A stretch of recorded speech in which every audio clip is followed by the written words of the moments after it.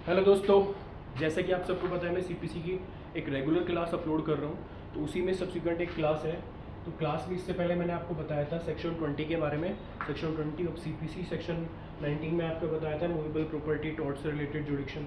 तो बेसिकली अभी तक जो मैं पढ़ा रहा हूँ, जो चल रही है पिछली 2-3 क्लास से, वो जुरिस्डिक्शन की बात चल रही है। और जुरिस्डिक्शन में मैंने आपको बताया था कि हमको तो पहली बात तो यह है कि पता होना चाहिए कि हम अगर कोई सिविल सूट फाइल करेंगे तो किस के कोर्ट में जाके हम सिविल सूट फाइल कर सकते हैं। तो अगर हम प्रॉपर्टी से रिलेटेड मैटर है उसको हम सिविल सूट बोलते हैं। अगर मूवेबल प्रॉपर्टी से रिलेटेड या फिर टॉर्ट से रिलेटेड मैटर है जिसे हम बोलते हैं रॉन्ग टू एनी पर्सन, उसे हम सिविल सूट बोलते हैं। अगर हम बात करते हैं any other right, contractual right, specific performance of contract या बहुत सारे राइट है, वो सारे के सारे रेसिड्यूरी प्रोविजन सेक्शन 20 में चले जाएंगे।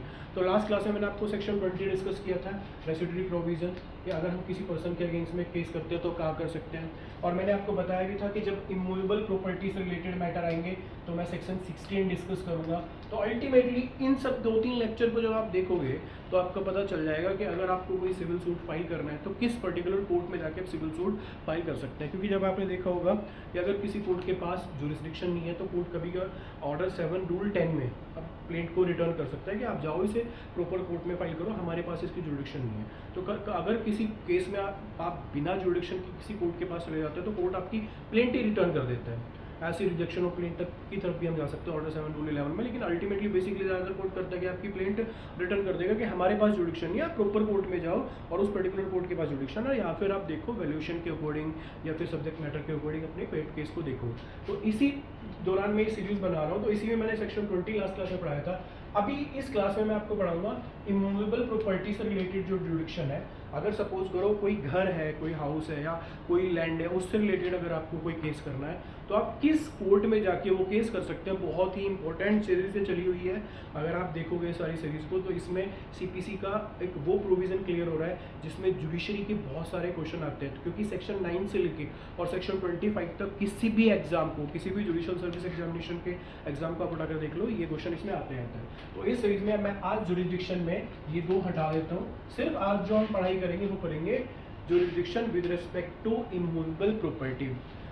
तो जब इमूवेबल प्रॉपर्टी से रिलेटेड कोई डिस्प्यूट हो जाता है तो हम किस कोर्ट में जाके हम सूट फाइल करेंगे, उससे रिलेटेड सेक्शन 16 में दिया हुआ है। सेक्शन 16 को सब्सिक्वेंटली ये एडिशनल प्रोविजन है सेक्शन 17 और 18। ये हम जब पढ़ते हैं सेक्शन 16 रेड सेक्शन 17, 18 ये बाद में हम बताएंगे जब। तो इससे पहले हम देख लेते हैं कि इमूवेबल प्रॉपर्टी से रिलेटेड अगर कोई जुरिडिक्शन है, इमूवेबल प्रॉपर्टी से रिलेटेड अगर कोई जुरिडिक्शन है तो हम कहाँ जाएंगे और कैसी कोई डिस्प्यूट हो सकते हैं इमूवेबल प्रॉपर्टी से रिलेटेड।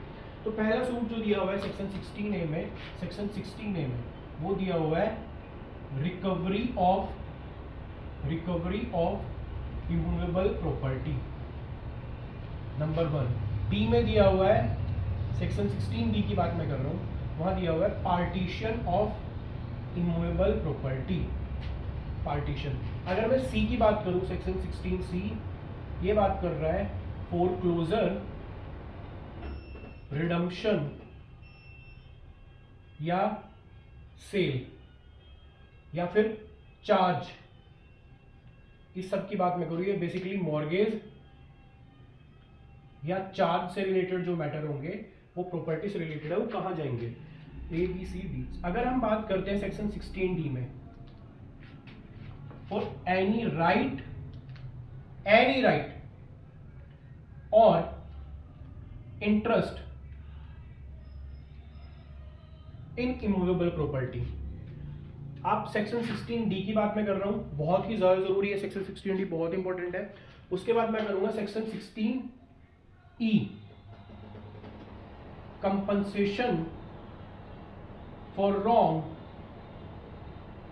टू इमूवेबल प्रॉपर्टी, इसकी बात मैं कर रहा हूं।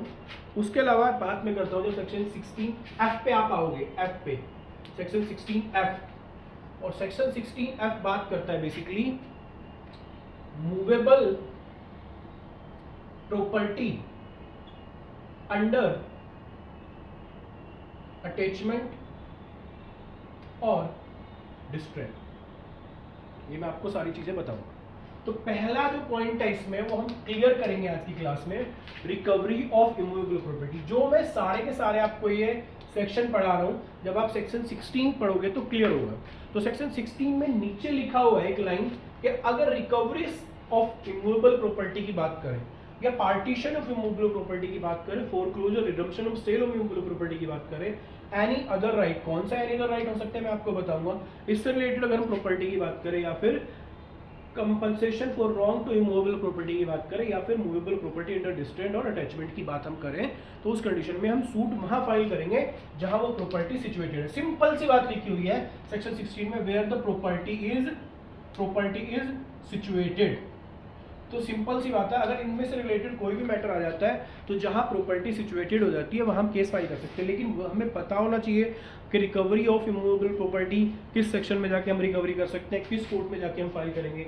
पार्टीशन की बात मैं करूँ तो पार्टीशन में अगर इमूवेबल प्रॉपर्टी मूवेबल प्रॉपर्टी दोनों एक साथ एक केस में इन्वॉल्व हो जाते हैं तो क्या कोर्ट के पास जुडिक्शन रहेगी।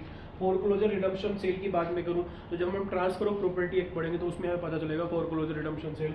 ऐसी एनी अदर राइट जो स्पेसिफिक परफॉर्मेंस ऑफ कॉन्ट्रैक्ट या फिर recovery of property against tenant की बात में करूँ तो वो सारे के सारे इसमें मैटर आ जाएंगे। कंपनसेशन, तो अभी मैं स्टार्ट कर रहा हूँ recovery of immovable property. Recovery of immovable property की बात मैं करूँ तो रिकवरी ऑफ इमूवेबल प्रॉपर्टी क्या हो जाता है कि एक मेरा घर है, मैं सारे प्रोविजन आपको इसमें क्लियर भी करा दूंगा कि आप रिकवरी ऑफ इमूवेबल प्रॉपर्टी में मैटर कहाँ लेके जा सकते हो। तो एक मेरा घर है, इस घर पे एक बी आता है, अमित का घर है और इस पे बेसिकली एडवर्स पोजीशन गेन कर लेता है। एडवर्स पोजीशन का मतलब है मेरी मर्जी के बिना वो इस घर में घुसा और इस पे पोजेस हो गया, इसको मतलब इस पे काबिज हो गया बेसिकली। तो अब मेरे पास क्या राइट है कि जहां ये प्रॉपर्टी सिचुएटेड है, आप सपोज करो ये प्रॉपर्टी सिचुएटेड है गाजियाबाद में, तो गाजियाबाद के कोर्ट में मैं जाऊंगा और सेक्शन 6(5) स्पेसिफिक रिलीफ एक्ट, जब आप रिकवरी ऑफ इमूवेबल प्रॉपर्टी की बात करेंगे तो याद करना सेक्शन 6 और 5 ऑफ स्पेसिफिक रिलीफ एक्ट की बात मैं कर रहा हूँ। तो उसमें बेसिकली आप एक recovery of possession of property के लिए सूट फाइल कर सकते हो। तो सिंपल सी बात है, जहां प्रॉपर्टी सिचुएटेड है वहां सूट फाइल करोगे। कैसे आप रिकवरी के लिए सूट फाइल करोगे तो स्पेसिफिक रिलीफ एक्ट में चले जाओगे। स्पेसिफिक रिलीफ एक्ट में 6 और 5 अलग अलग क्यों है, जब 6 की बात करोगे तो इसमें एक लिमिटेशन दिया हुआ है कि आप 6 महीने के अंदर अंदर ले सकते हो। लेकिन 5 की बात करें, अगर किसी ने एडवर्स पोजीशन गेन भी कर लिया तो 6 महीने से ज़्यादा जब आप जाओगे तो सेक्शन 6(5) में आप चले जाओगे। तो ये तो बात करता है रिकवरी ऑफ इमूवेबल प्रॉपर्टी। तो ultimately where the property situated the plaintiff will go to that particular court. तो अभी मुद्दा ये आता है कि अभी सपोज करो जो ए अमित है वो दिल्ली में रहता है और जो बी है जिसने प्रॉपर्टी पे कब्जा किया है वो मुंबई में रहता है, लेकिन प्रॉपर्टी सिचुएटेड है गाजियाबाद में। तो सूट कहाँ होगा, तो ultimately according to section 16 where the property is situated we have to file that particular suit in that particular territory. तो in this case the property is situated in Ghaziabad court, so we have to file a suit against this particular person who has wrongful taking the position of my property, so I have to go to this particular road। मेरे को मुंबई नहीं जाना है, मेरे को दिल्ली जहाँ मैं रहता हूँ वहाँ नहीं जा सकता, मैं मुंबई नहीं जा सकता जहाँ बीवी रहता है। अल्टीमेटली मेरे को वो जुरिस्डिक्शन देखनी है जिस जुरिस्डिक्शन में मेरी प्रॉपर्टी फॉल करती है। तो मेरी प्रॉपर्टी कहाँ आती है, गाजियाबाद में। तो मैं कहाँ जाके सूट फाइल करूँगा, गाजियाबाद में जाके सूट फाइल करूँगा। एक बात तो ये हो गया रिकवरी ऑफ इमूवेबल प्रॉपर्टी। अब बात करते हैं हम partition of immovable property. Partition of immovable property ऐसे हो सकता है, इसे हम बहुत सिंपल से तरीके से देखें। अगर जॉइंट फैमिली प्रॉपर्टी है, ये एक लैंड है, ये 5 बीघे की लैंड है या 5 एकड़ की लैंड इसे हम बोल सकते हैं। 4 भाई है, जो 4 भाई चाहते हैं, अभी क्या है ये जॉइंट हिंदू फैमिली है, जॉइंट हिंदू फैमिली की प्रॉपर्टी, ये क्या चाहते हैं, इनके पास एक एंसेस्ट्रल प्रॉपर्टी 5 एकड़ की, 4 भाई चाहते हैं ए बी सी डी कि मेरे को अपना पर्टिकुलर शेयर चाहिए। अब प्रॉपर्टी इनकी है लेकिन वो चाहते हैं कि मेरे को पर्टिकुलर स्पेसिफिक शेयर अपना चाहिए। तो इस प्रॉपर्टी के लिए पार्टीशन के लिए सूट फाइल कर सकते हैं। तो बेसिकली कोर्ट डिसाइड कर देगा ए इसको मिल रहा है, सी इसको मिल रहा है, बी इसको मिल रहा है, डी इसको मिल रहा है, तो वो सब्सिक्वेंटली कोर्ट डिसाइड करेगा। तो ये भी केस वहीं होगा जहाँ प्रॉपर्टी सिचुएटेड है। अब अगर ये लैंड सिचुएटेड है गाजियाबाद में तो गाजियाबाद कोर्ट में ही सूट फाइल होगा। अब अगर ये लैंड सिचुएटेड है कोलकाता के कोर्ट में तो कोलकाता में ही होगा, irrespective of the status where the plaintiff और डिपेंडेंट इज रिसाइडिंग। मैं अगर दिल्ली में रहता हूँ या मैं अगर बॉम्बे में रहता हूँ, डिपेंडेंट दिल्ली में रहता है, बॉम्बे में रहता है, उसको कोई फर्क नहीं पड़ता, बल्कि फर्क इस चीज़ से पड़ता है कि प्रॉपर्टी कहाँ सिचुएटेड है। जब हम इमूवेबल प्रॉपर्टी की बात करते हैं तो जहाँ प्रॉपर्टी सिचुएटेड होती है, मैं फिर बोल रहा हूँ, मैं इमूवेबल प्रॉपर्टी की बात कर रहा हूँ।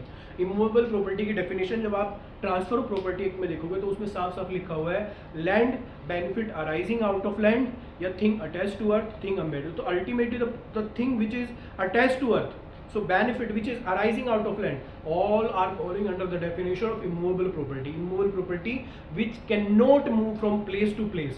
वहीं अगर मूवेबल प्रॉपर्टी की बात करूं, मैं बाइक की बात करूं, मैं मोबाइल की बात करूं, तो ऐसी प्रॉपर्टी होती है जो एक प्लेस से दूसरे प्लेस जा सकती है। तो सेक्शन 16 बात करता है इमूवेबल प्रॉपर्टी की।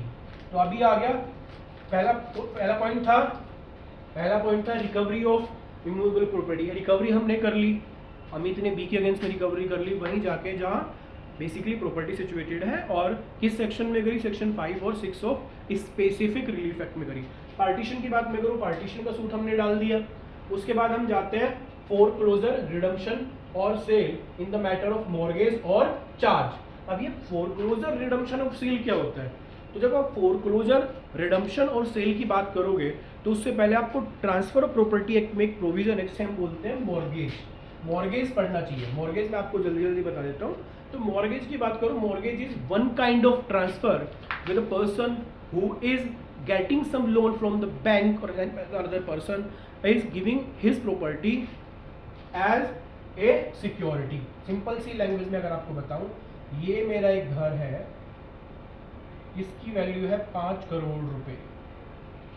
मेरे को अपना बिजनेस स्टार्ट करने के लिए 2 करोड़ रुपए की या 3 करोड़ की या 4 की या 5 करोड़ तक की आवश्यकता है। मैं क्या करता हूँ, बैंक के पास जाता हूँ, बैंक से बात करता हूँ कि सर मुझे 2 करोड़ रुपए आप दे दो। बैंक बोलता है सर देखो आपका क्रेडिट बहुत अच्छा हो सकता है, क्रेडिट बहुत अच्छा नहीं भी हो सकता, सिविल अच्छा हो सकता है, नहीं हो सकता है, लेकिन मैं आपको पैसे पर्सनल लोन के तौर पे नहीं दूंगा। मैं आपको दे सकता हूँ लोन अगेंस्ट प्रॉपर्टी। जब लोन अगेंस्ट प्रॉपर्टी होता है इसे हम बोलते हैं सिक्योर्ड लोन या सिक्योर मनी क्लेम। ठीक है। अब अगर यहाँ तो अल्टीमेटली जब मैं इस बैंक के पास जाता हूँ, अमित बैंक के पास गया और अमित ने बोला सर मुझे 2 करोड़ रुपए चाहिए, और बैंक ने मेरी इस प्रॉपर्टी को एज ए सिक्योरिटी रख लिया, जिसे बोलते हैं सिक्योर मनी क्लेम। अगर मैं कल को बैंक के ये पैसे वापस नहीं कर पाऊंगा तो बैंक क्या करेगा, मेरी इस प्रॉपर्टी को सेल कर देगा, मेरी इस प्रॉपर्टी को फोरक्लोज करा देगा। फोरक्लोज का मतलब बता दूंगा आपको। तो उस कंडीशन में बैंक मेरे अपने जो 2 करोड़ रुपए मेरी इस प्रॉपर्टी से रिकवर कर लेगा, मेरी इस प्रॉपर्टी से रिकवर कर लेगा। लेकिन वहीं अगर मैं बैंक के ये 2 करोड़ रुपए बैंक को वापस कर देता हूं तो ये मैं प्रॉपर्टी अपनी बैंक से वापस भी ले सकता हूं, क्योंकि मैं फिर बता रहा हूं आपको, जब मैंने बैंक को ये प्रॉपर्टी दी थी तो मैंने बैंक को ये प्रॉपर्टी सेल नहीं की थी, मैंने सिर्फ बैंक को for the purpose of security ये प्रॉपर्टी दे दी थी कि आप इस प्रॉपर्टी को अपने पास रख लो, इस प्रॉपर्टी के डॉक्यूमेंट अपने पास रख लो और मेरे को 2 करोड़ रुपए दे दो। तो अल्टीमेटली जब मैं बैंक को पैसे वापस करूंगा तो this shall be the liability of the bank, कि बैंक को मेरी प्रॉपर्टी वापस करनी पड़ेगी, क्योंकि मैंने प्रॉपर्टी बैंक को सेल नहीं किया। अगर मैं सेल करता तो मेरी डिफरेंट इंटेंशन होती। मैं अभी यहाँ इस कंडीशन में मैंने अपनी property for the purpose of security of the money मैंने बैंक को दी है। तो इस कंडीशन में अभी मेरे इस कंडीशन में देखो थर्ड क्लोज में लिखा हुआ है फोरक्लोजर, रिडम्पशन, सेल। तो पहले हम पढ़ लेते हैं रिडम्पशन क्या होता है।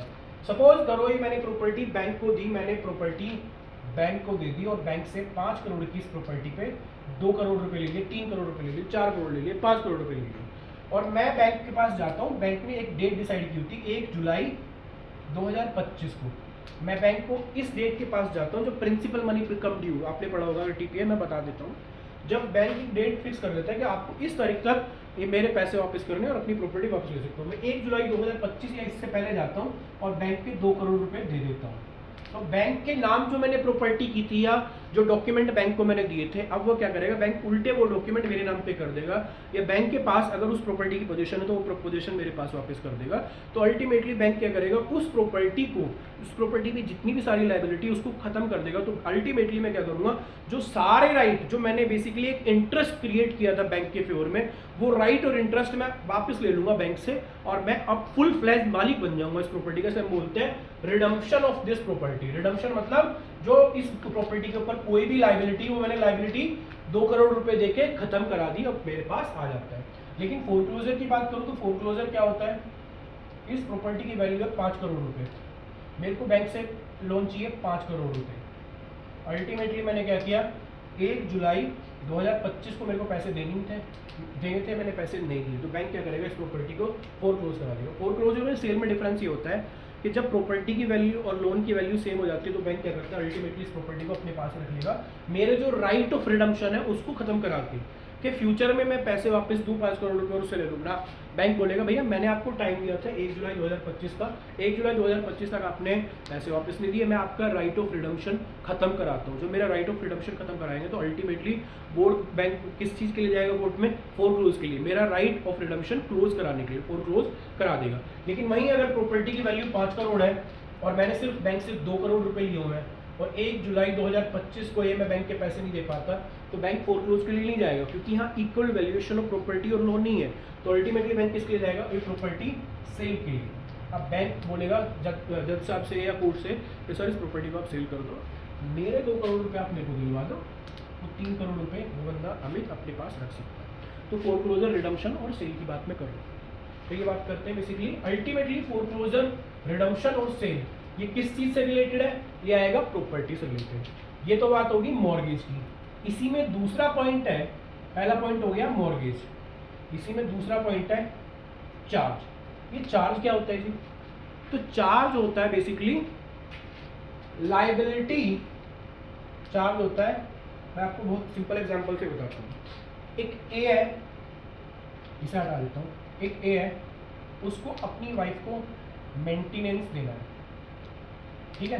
तो ये इसकी, अब ए है, उसको अपनी वाइफ बी को मेंटेनेंस देना है, तो बी क्या करेगी, डायरेक्ट ए के अगेंस्ट में एक सूट फाइल करेगी 125 में या 144 जो BNSS हो गया या हिंदू एडॉप्शन मेंटेनेंस एक्ट में, और ये अपने मेंटेनेंस के पैसे रिकवर कर लेगी। तो इसमें पर्सनल लायबिलिटी है।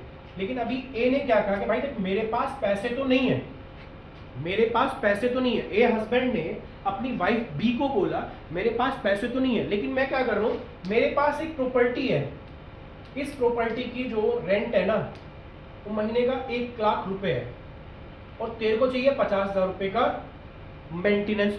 तो मैं क्या कर रहा हूँ, मैं पर्सनल लायबिलिटी ले रहा हूँ, मैं इस जो प्रॉपर्टी की जो इनकम है ना या रेंट प्रॉफिट है उस पे तेरे को राइट दे दे रहा हूँ। ऑल्दो प्रॉपर्टी मेरी है, लेकिन जो प्रॉपर्टी की इनकम है उस पे तेरे को मैं अपना राइट दे रहा हूँ कि तू उस 1 लाख के रेंट से 50,000 रुपये अपने पास रख ले। कल को अगर देखो इस 1 लाख रुपए इस बैंक का, इस प्रॉपर्टी का रेंट आ रहा है, इस वाइफ को चाहिए सिर्फ 50,000 रुपये, तो ये इस प्रॉपर्टी से 50,000 रुपये ले सकती है। 2 मुद्दे हैं यहाँ। अगर यहाँ पहला केस होता जब ए वाइफ को बी से मेंटेनेंस क्लेम करना होता तो वो सेक्शन 20 में जाती, क्योंकि हाँ उसकी पर्सनल लायबिलिटी थी। लेकिन दूसरे मैटर में इस भाई साहब ने क्या करा, अपने ऊपर पर्सनल लायबिलिटी नहीं ली, उल्टा इसने इंपोज कर दी इस प्रॉपर्टी पे। जैसे राइट टू लियन अगर आपने पढ़ा होगा, ये सारे के सारे ये मोमडन एक्ट में, तो अल्टीमेटली मैं आपको बता देता हूँ चलो कि मेंटेनेंस इसे पर्सनली क्लेम करना होता अपने हस्बैंड से, तो ये हस्बैंड के अगेंस्ट में एक सूट फाइल कर देती और वो सेक्शन 20 में चला भी जाता। लेकिन नहीं, इस भाई साहब ने क्या किया, इसने कहा जैसे अगर हम मोमडन लॉ में देखोगे जब तक वाइफ जिंदा रहती है तो अपने हस्बैंड की प्रॉपर्टी से वो महर की रकम रिकवर कर देती है, सब्जेक्ट टू कंडीशन जिस हस्बैंड ने इस वाइफ को बोल दिया था कि जब तक तो अपनी महर की रकम रिकवर ना कर ले तब तक इस प्रॉपर्टी से तू रेंट वगैरह ले सकती है।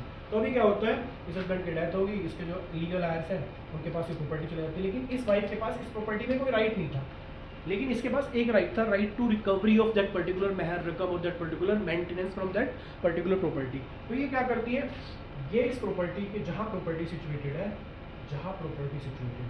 वहीं केस करती है। 2 सिचुएशन बनती है यहाँ पे। अगर ये पर्सनली हस्बैंड या हस्बैंड के लीगल हायर्स, अगर ये पर्सनली हस्बैंड या हस्बैंड के लीगल हायर्स के अगेंस्ट में मेंटेनेंस के लिए क्लेम करती, तो क्योंकि प्रॉपर्टीज में इन्वॉल्व नहीं है तो सेक्शन 20 में मैटर चला जाता है। लेकिन ये पर्सनली क्लेम नहीं कर रही है, हस्बैंड या हस्बैंड के लीगल हायर्स के पास जो प्रॉपर्टी है उससे जो मेंटेनेंस, उससे जो इनकम आ रही है उस इनकम में इसका भी राइट है। क्यों, बाय वे ऑफ चार्ज। ये इस प्रॉपर्टी को बेच नहीं सकती, इस प्रॉपर्टी को फर्दर डिस्पोज ऑफ नहीं कर सकती, सेल नहीं कर सकती, लेकिन इस प्रॉपर्टी पे इसका एक इंटरेस्ट है, जिसे हम बोलते हैं चार्ज है इसका इस प्रॉपर्टी पे। तो इस आप सपोज करो ये लीगल एड्स, इसको जो 1 लाख रेंट आ रहा था, बोल रहे हम नहीं दे रहे आपको, जाओ मेंटेनेंस आपका। तो ये जो वाइफ है ये इस प्रॉपर्टी जहाँ प्रॉपर्टी सिचुएटेड है, अब क्योंकि ultimately he is not claiming that particular maintenance from that particular husband और legal aids, rather she is claiming that particular maintenance from directly from the property, because she has got some specific interest in the property by way of charge। तो charge के through इसके पास ये interest आया था। Property husband की थी, husband की legal ads की थी, लेकिन हस्बैंड ने या लीगल एड्स ने या कोर्ट ने तो इंटरेस्ट क्रिएट किया था। तो जहाँ प्रॉपर्टी सिचुएटेड है वहाँ इससे रिलेटेड केस हो सकता है। तीसरा केस खत्म हो गया। अब आते हैं एनी अदर राइट्स में। एनी अदर राइट कौन कौन से हो सकते हैं जी? तो एनी अदर राइट में हम बोल देते हैं specific performance of contract to get the property. A और बी के बीच में कॉन्ट्रैक्ट हो गया। ए बी को बोलता है मैं आपको प्रॉपर्टी दे दूंगा, बी इसको 5 लाख रुपए दे देता है, ये प्रॉपर्टी नहीं देता। इनके बीच में एक कॉन्ट्रैक्ट है, मतलब ये प्रॉपर्टी नहीं दे रहा तो इस कॉन्ट्रैक्ट का परफॉर्मेंस नहीं कर रहा है। अभी तो कॉन्ट्रैक्ट का परफॉर्मेंस नहीं कर रहा है, तो बी के पास एक राइट है, इस कॉन्ट्रैक्ट का सेक्शन 10 में जाके स्पेसिफिक परफॉर्मेंस ऑफ कॉन्ट्रैक्ट करा सकते हैं। अब वो कहाँ कराएगा, कैसे कराएगा? तो ultimately because this is belong to immovable property, so he will approach to the court where the property itself is situated। तो ये कहाँ जाएगा? जहाँ प्रॉपर्टी सिचुएटेड है। कहाँ पे जाएगा? जहाँ प्रॉपर्टी सिचुएटेड है। वहीं अगर स्पेसिफिक परफॉर्मेंस ऑफ कॉन्ट्रैक्ट किसी और चीज़ से रिलेटेड होता, किसी भी और चीज़ से रिलेटेड, जैसे गुड्स की सप्लाई के लिए या कोई सर्विस के लिए, किसी चीज़ के लिए, तो वो कहाँ चला जाता है? सेक्शन 20 में चला जाता है। लेकिन यहाँ पे मैटर कौन सा आ रहा है? Specific performance of the sale of immovable property. अब इमूवेबल प्रॉपर्टी जहाँ सिचुएटेड है वहाँ आप जाओगे। यहाँ थोड़ा सा डिफरेंस है, ये समझना चाहिए आपको। अगर कॉन्ट्रैक्ट की स्पेसिफिक परफॉर्मेंस की बात मैं करूँ तो किसी और मैटर में अगर कोई और मैटर होता तो सेक्शन 20 में जहाँ डिफेंडेंट रिसाइड करता है, पर्सनली वर्क फॉर गेन करता है, बिजनेस करता है या कॉज ऑफ एक्शन अराइज हुआ, वहाँ जाता है। लेकिन इस केस में क्योंकि this matter is totally belong to immovable property. अब इमूवेबल प्रॉपर्टी से रिलेटेड अगर मैटर है तो सेक्शन 16 में जाएगा। सेक्शन 16 के भी किस क्लोज में? सेक्शन 16 के डी क्लोज में जाएगा, क्योंकि एनी अदर राइट और इमूवेबल प्रॉपर्टी को कहाँ चला जाएगा? डी में। चलो ये तो एक एग्जाम्पल होगा। दूसरा एग्जाम्पल क्या हो सकता है? दूसरा एग्जाम्पल हो सकता है इविक्शन सूट। इविक्शन मतलब एक ए है, वो लैंडलॉर्ड है, ये बी है, ये टेनेंट है, ये बी टेनेंट है। ये जो ए भाई साहब है ये बोल रहा है बी से कि भाई तेरे को मैंने 1 साल तक के लिए प्रॉपर्टी दी थी, ओनली फॉर 1 ईयर ये प्रॉपर्टी दी थी, आप इस प्रॉपर्टी को खाली करो और बाहर जाओ यहाँ से, और ये प्रॉपर्टी मेरे को वापस कर दो। ये बोलता है नहीं मैं तो नहीं कर रहा, मैं तो आपको रेंट दूंगा। तो क्योंकि इसका टर्म ही 1 साल तक का था, ये कोर्ट में चले जाते हैं। कोर्ट में जाते हैं तो एविक्शन सूट फाइल कर देते हैं। एविक्शन सूट फाइल कर देते हैं। तो मैंने बताया था एनी अदर राइट और इंटरेस्ट, तो इसका राइट है इस प्रॉपर्टी में, इस लैंडलॉर्ड का, ये प्रॉपर्टी वापस कर सकता है। यहाँ थोड़ी सी कंफ्यूजन कब आती है? जब हम इसको कंपेयर करते हैं सेक्शन 16A में मैंने आपको पढ़ाया था रिकवरी ऑफ इमूवेबल प्रॉपर्टी। तो यहाँ रिकवरी की बात मैं करूँ, यहाँ रिकवरी एडवर्स पोजीशन की बात कर रहा है। एडवर्स पोजीशन क्या होता है कि जो ए है, ए की प्रॉपर्टी है और बी ट्रेसपासर है। ट्रेसपासर मतलब इसने रॉन्गफुल तरीके से पोजीशन गेन की है। रॉन्गफुल तरीके से मतलब मेरी मर्जी के बिना इसने मेरी प्रॉपर्टी पे पोजीशन गेन कर ली, तो मैं इसे सेक्शन 16A में जाऊँगा, सेक्शन 16A में जाऊँगा। लेकिन एविक्शन की बात मैं करूँ, जो ये टेनेंट है इसने जो पोजीशन गेन किया रॉन्गफुल तरीके से किया ना, इसने तो लैंडलॉर्ड की परमिशन की वजह से की है। तो यहाँ रिकवरी ऑफ पोजीशन और जो बेसिकली एविक्शन सूट में डिफरेंस है। रिकवरी ऑफ पोजीशन की बात मैं करूँ, recovery of position section 16A में जाएगा, जहाँ ए की प्रॉपर्टी पे बी रॉन्गफुली पोजेस हो जाता है, रॉन्गफुली पोजेस हो जाता है। तो यहाँ ए ने कोई इसे परमिशन वगैरह तो दी नहीं है, इसने बेसिकली रॉन्गफुल पोजीशन गेन कर लिया इस प्रॉपर्टी पे। लेकिन इविक्शन सूट अलग होता है, इसमें हम रिकवरी ऑफ पोजीशन नहीं कर रहे, बल्कि इसको हम इविक्ट करा रहे हैं। क्योंकि इविक्शन की बात करूँ, पोजीशन तो मेरे पास है, पोजीशन की बात करूँ तो पोजीशन तो अभी भी स्टिल के पास है, लेकिन जो ये बी जो टेनेंट है इसको हम सिर्फ इस प्रॉपर्टी से बाहर करना चाह रहे हैं, इविक्शन करना चाह रहे हैं। तो इसलिए जब भी आप देखोगे सेक्शन 16A और सेक्शन 16D में कंफ्यूजन होती है। सेक्शन 16D बहुत इंपॉर्टेंट है, इसमें मैं एक केस लॉ और आपको बताऊंगा अभी भी। तो सेक्शन 16A में और डीबी में डिफरेंस क्या होती है कि अगर आपने रॉन्गफुल पोजीशन की बात की तो आप रिकवरी ऑफ पोजीशन के लिए सेक्शन 16A में जाओगे, लेकिन अगर आपने इविक्शन सूट की बात करी तो एनी अदर राइट और interest in immovable property section 16 सब क्लोज डी में आप चले जाओगे। सेक्शन 16 सब क्लोज डी में आप चले जाओगे, ठीक है। Any other right, eviction suit भी एनी अदर राइट की कैटेगरी में आ जाता है। Specific performance of contract any other right की कैटेगरी में आता है, लेकिन specific performance of contract with respect to immovable property only, और specific performance of contract with respect to any other thing may fall or shall fall under the definition of section 20 of CPC। तो अगर immovable property से related specific performance है तो कहा जाएंगे section 16 सब close D. इसी से रिलेटेड केस मैं आपको चलो बता देता हूँ। एक केस है Harshad Chiman Lal Modi versus DLF construction company. Case क्या था भाई साहब, मैं बता देता हूँ। एक ए बंदा है, वो इस कंपनी के साथ कॉन्ट्रैक्ट करता है, वो बोलता है कि मैं आपको पैसे देता रहूँगा 7 साल तक, जब भी आपका ये फ्लैट वगैरह बन जाएंगे तो आप मेरे को पोजीशन दे दोगे। ये कंपनी, अब इनका कॉन्ट्रैक्ट जो हुआ था वो हुआ था, कॉन्ट्रैक्ट हुआ था कहाँ पे, दिल्ली में। कॉन्ट्रैक्ट कहाँ हुआ, दिल्ली में। एक फैक्ट, ये जो प्रॉपर्टी, इस प्रॉपर्टी से रिलेटेड से पोजीशन चाहिए, ये प्रॉपर्टी सिचुएटेड है गुड़गांव में, ठीक है। जब ये कॉन्ट्रैक्ट करते हैं तो इस कॉन्ट्रैक्ट में क्लोज ऐड करते हैं ये दोनों मिलके कि अगर इससे रिलेटेड कोई डिस्प्यूट अराइज होगा तो हम दिल्ली कोर्ट में जाएंगे और गुड़गांव कोर्ट में नहीं जाएंगे। दूसरी कंडीशन ये ऐड कर दो, ठीक है। ये मैटर चलता रहता है, 6-7 साल हो जाते हैं, चलता है। तो DLF कंपनी जो होती है, जो ये होती है रेस्पोंडेंट या डिफेंडेंट और ये होता है प्लेंटिफ। DLF कंपनी को 7 साल बाद याद आता है कि यार दिल्ली कोर्ट के पास तो जुरिस्डिक्शन ही नहीं है। ऑल्दो ये जो कॉन्ट्रैक्ट हुआ था, इस कॉन्ट्रैक्ट में DLF कंपनी ने और हर्षद चिमनलाल मोदी भाई साहब ने दोनों ने मिलकर क्लोज ऐड कर दी थी कि अगर कोई डिस्प्यूट हो जाएगा तो हम दिल्ली कोर्ट के पास जाएंगे। यहाँ पहला क्वेश्चन अराइज हुआ कि क्या दो पार्टी मिलके किसी ऐसी जगह पे जुरिस्डिक्शन इम्पोज कर सकती है जिसके पास जुरिस्डिक्शन ही ना हो। क्यों? क्योंकि देखो अब इस दिल्ली कोर्ट के पास जुरिस्डिक्शन नहीं है। अब सबको लग रहा होगा कि सर यहाँ कॉन्ट्रैक्ट हुआ है, तो कॉन्ट्रैक्ट तो हुआ है तो सेक्शन 20 के अकॉर्डिंग तो दिल्ली कोर्ट का जुरिस्डिक्शन नहीं है भाई साहब, क्योंकि यहाँ कॉन्ट्रैक्ट किससे रिलेटेड हुआ है, इमूवेबल प्रॉपर्टी से रिलेटेड कॉन्ट्रैक्ट हुआ है, इमूवेबल प्रॉपर्टी से रिलेटेड। अब इमूवेबल प्रॉपर्टी से रिलेटेड कॉन्ट्रैक्ट हुआ है तो ये कहाँ चला जाएगा, ये चला जाएगा सेक्शन 16 सब क्लोज डी में, एनी अदर राइट्स में चला जाएगा, सेक्शन 16 सब क्लोज डी में। अब ये एक चीज और है कि क्या हम ऐसा कोई ऑप्शन ऑप्ट कर सकते हैं। इस केस में एक चीज और डिस्कस हुई थी कि सपोज करो एक मैटर में दो कोर्ट के पास जुडिक्शन है, गुड़गांव कोर्ट के पास जुडिक्शन है, दिल्ली कोर्ट के पास जुडिक्शन है और मुंबई कोर्ट के पास जुडिक्शन है। तो आपने देखा होगा बहुत सारी कंपनी या बहुत सारे कॉन्ट्रैक्ट जब आप करते हो, जो स्टैंडर्ड फॉर्म ऑफ कॉन्ट्रैक्ट की बात करते हो, जो पहले से ही बने कॉन्ट्रैक्ट होते हैं, तो उसमें लिखा होता है कि अगर इससे रिलेटेड कोई भी डिस्प्यूट हुआ तो हम मुंबई के कोर्ट में जाएंगे। तो उसमें लिखा होता है साफ साफ। तो क्या ऐसा कर सकते हैं? हाँ, ऐसा कर सकते हैं। जब एक मैटर से रिलेटेड दो या दो से कोर्ट के पास, दो या दो से रिलेटेड ज़्यादा कोर्ट के पास जुडिक्शन हो, दिल्ली या मुंबई के पास जुडिक्शन है, दिल्ली के पास जुडिक्शन है और गुड़गांव के पास जुडिक्शन है, तो पार्टी क्या कर सकती है, एग्री हो सकती है कि अगर कोई डिस्प्यूट अराइज होगा तो हम दिल्ली में जाएंगे। यहाँ तो बात क्लियर है। लेकिन सपोज करो इस मैटर में दिल्ली कोर्ट के पास जुडिक्शन है, मुंबई कोर्ट के पास जुडिक्शन है, गुड़गांव कोर्ट के पास जुडिक्शन है, लेकिन कोलकाता कोर्ट के पास जुडिक्शन नहीं है। अब पार्टी अगर एग्री हो जाती है कि कोई मैटर अराइज होगा तो हम दिल्ली में भी नहीं जाएंगे, हम मुंबई में भी नहीं जाएंगे और कोलकाता जो चेन्नई में भी नहीं जाएंगे, बल्कि हम कोलकाता में जाएंगे। तो उस कंडीशन में ये section 28 of Indian contract act के अगेंस्ट हो जाता है। A contract which is made against the jurisdiction of the court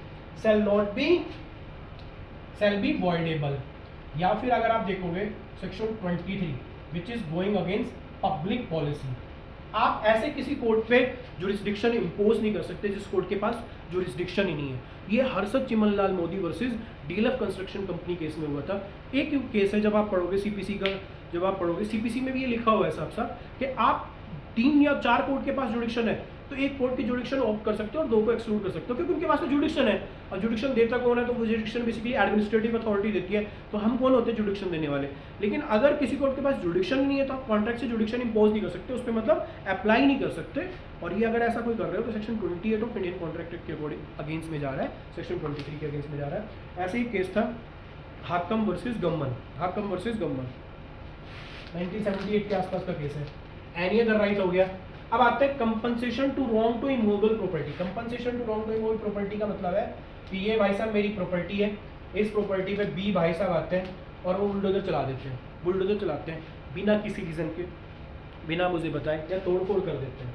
तो अल्टीमेटली जहाँ ये प्रॉपर्टी सिचुएटेड है वहाँ मैं केस फाइल करूँ, वहाँ मैं केस फाइल करूँगा। इसी मैटर में हम देखेंगे पर्सनल ओबीडियंस का मतलब क्या होता है। पर्सनल ओबीडियंस मतलब, पर्सनल ओबीडियंस जब आप सेक्शन 16 का प्रोवाइजो पढ़ोगे, सेक्शन 16 का प्रोवाइजो, तो उसमें लिखा होता है, एक उसमें एक्सेप्शन दिया हुआ है कि जहाँ प्रॉपर्टी सिचुएटेड है वहाँ तो आप केस ही कर सकते हो, लेकिन आप डिफेंडेंट का पर्सनल ओबीडियंस भी फॉलो कर सकते हो, डिफेंडेंट को भी फॉलो कर सकते हो। किस मैटर में, जब आप सपोज करो मेरे को इस बी से 50,000 रुपये रिकवर करने, तो अल्टीमेटली मेरे को इस प्रॉपर्टी से रिकवर नहीं करने ना, इस बी से रिकवर करने। तो बी से मैं जब रिकवर करूँगा तो बी का पर्सनल ओबीडियंस मतलब जहाँ बी रहता है, जहाँ बी रिसाइड करता है, पर्सनली वर्क फॉर गेन करता है या बिजनेस करता है, ऐसी जगह भी मैं सूट फाइल कर सकता हूँ। किस मैटर में, compensation to wrong to any property, या सेक्शन 16 से लेके ए से लेके 16 एट ई तक जितने भी मैटर आ रहे हैं सब में आप कर सकते हो। मुद्दा ये आता है कि आप डिफेंडेंट का पर्सनल ओबीडियंस फॉलो करके, डिफेंडेंट को फॉलो करके आप रेमेडी डिकमेंडेंट से रिकवर कर सकते हो। अब पर्सनल ओबीडियंस क्या हो सकता है, पर्सनल ओबीडियंस की बात मैं करूँ, इसका मतलब क्या होता है, जब आप करोगे पर्सनल ओबीडियंस का मतलब होता है कि आप डिफेंडेंट से वो रिकवर करना है, उसको जेल में डाल दोगे, जेल में डालना पर्सनल ओबीडियंस है, तब पैसे रिकवर करोगे, कोस्ट या कंपनसेशन या मनी की रिकवरी का करोगे, इसे जेल में डाल करोगे। इसको अरेस्ट करके, ठीक है, जेल में डालना, अरेस्ट करना, इसकी कोई प्रॉपर्टी है, इसकी कोई प्रॉपर्टी, उसको जब्त करके, कॉन्फिस्केट करके हम कर सकते हैं, क्योंकि अल्टीमेटली मेरे को इस प्रॉपर्टी से कुछ लेने देने थोड़ी है। मेरे को तो बी से, बी भाई साहब ने क्या किया, मेरी प्रॉपर्टी पे तोड़फोड़ की, तोड़फोड़ में नुकसान कितना हो गया, 50,000 का, तो मैं 50,000 की रिकवरी कर रहा हूँ, तो मैं कैसे करूँगा। अब बी मना कर दे, मैं तो नहीं दे रहा, तो मैं इस प्रॉपर्टी से थोड़ा लेने देना है, मेरा तो उस बी से लेने देना है। मैं बी को जेल में पहुँचा दूंगा, अरेस्ट करा दूंगा। मैं क्या करूँगा, बी की जो मूवेबल या मूवेबल प्रॉपर्टी है उसको जब्त करा दूंगा, उसके सेल करा दूंगा मैं कोर्ट से। तो उस कंडीशन में क्या हो जाएगा, यहाँ अल्टीमेटली जो मैं दो जगह केस कर सकता हूँ, जहाँ प्रॉपर्टी सिचुएटेड है वहाँ तो मैं कर सकता हूँ सेक्शन 16E के अकॉर्डिंग, लेकिन जहाँ डिफेंडेंट रहता है, पर्सनली वर्क फॉर गेन करता है, बिजनेस करता है, वहाँ भी मैं उसके अगेंस्ट में केस कर सकता हूँ। ठीक है दोस्तों, अब आते हैं लास्ट इसकी जो क्लोज है, लास्ट क्लोज है मूवेबल प्रॉपर्टी अंडर डिस्ट्रेंट और अटैचमेंट। डिस्ट्रेंट की बात मैं करूँ या अटैचमेंट की बात मैं करूँ, अटैचमेंट आपने देखा होगा ऑर्डर 38 जब आप देखोगे तो आपको पता लग जाएगा हम प्रॉपर्टी अटैच कर सकते हैं। तो इस मूवेबल प्रॉपर्टी की रिकवरी के लिए जहाँ वो प्रॉपर्टी अटैच है वहाँ आप केस कर सकते हैं, ठीक है, डिस्ट्रेंट अटैच, तो यहाँ हम बेसिकली केस कर सकते हैं। तो ये हो गया सेक्शन 16। कल मैं सेक्शन 19 कराऊंगा। एक जरूरी चीज़ जो मैं आपको बता रहा हूँ, जब भी आप इस सेक्शन 16 को पढ़ो तो Harshad Chimanlal Modi versus DLF construction company जरूर पढ़ना। Section 28 of Indian contract act एक बार देख लेना, सेक्शन 23 इंडियन कॉन्ट्रैक्ट एक्ट आप देख लेना। और जब हम बात करते हैं सब क्लोज सी की, तो सब क्लोज सी में जो फोरक्लोजर रिडम्पशन सेल है उसके लिए मॉर्गेज के थोड़े प्रोविजन देख लेना, किस कंडीशन में मॉर्गेज कर सकते हैं, चार्ज का मतलब क्या होता है, वो सारे के सारे हालांकि मैंने इस वीडियो में कवर कराया। उसके अलावा प्लीज़ कमेंट कर दो अगर आपको लग रही है वीडियो अच्छी है या आप मेरे को कोई और सुधार करना चाहिए, मेरे को थोड़ा अच्छी तरीके से और पढ़ाना चाहिए, मैं पढ़ा सकता हूँ, तो प्लीज़ कमेंट कर दो। प्लीज़ अपने दोस्तों के साथ इस वीडियो को शेयर कर दो। थैंक यू दोस्तों, मिलते हैं नेक्स्ट वीडियो में।